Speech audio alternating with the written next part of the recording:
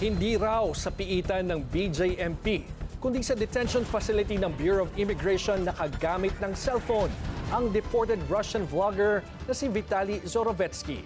Yan ang kinumpirma ng BI sa Billionaire News Channel matapos ang mga pahayag nito na nakakalusot umano kahit ang bawal sa kulungan kapalit ang pera. Narito ang Agenda Weekend Report ni Isaiah Mirafuentes ng Abante.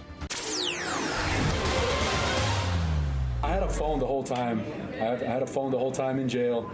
Bro, you can do anything. Money talks in Philippines, but Okay. Habang suot ang kanyang BJMP shirt, ito ang sinabi ng deported Russian vlogger na si Vitaly Zorovetsky sa isang live video online. Bago nito, nauna nang kumalat sa social media ang ilang mga phone video at larawan mula sa loob ng tila isang detention facility. Katakataka kung paano nakuha ang mga ito, gayong mahigpit na ipinagbabawal ang cellphone at gadget sa person deprived of liberty. Meron pang kumalat na larawan si Zorovetsky na may sigarilyo sa bibig. Paliwanag ng Bureau of Jail Management and Penology o BJMP, hindi sa kanilang detention facility kinuhanan ang mga kumalat na video at larawan.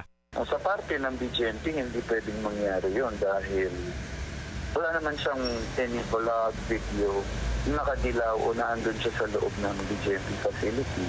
Sa dokumentong ibinigay ni BJMP spokesperson J. Rex Bustinera, nakasaad na June 11, 2025 nang pumasok sa poder ng BJMP ang Russian vlogger sa bisa ng court order matapos ang 7 araw at dahil nakapagpiyansa na, agad na nila itong inilipat sa kustodiya ng Bureau of Immigration. Inamin ng BI na sa loob ng kanilang detention facility nagmula ang mga ipinost ni Zorovetsky. At inamin rin nila na may mga gadget na nailulusot ang kanilang mga bilanggo. The recent ones, yes po, parang dalawang magkahiwalay yon na videos sa facility po natin. Pero may sinasabi pa siya na marami pa siyang i-release. So we would have to check po kung ano yung mga iba pa niyang sinasabi niya na ilalabas. Sinabi rin ni Sandoval na ang mga ulat patungkol sa reklamo ng Russian vlogger sa pagkain at hygiene items ay mula rin sa loob ng kanilang detention facility.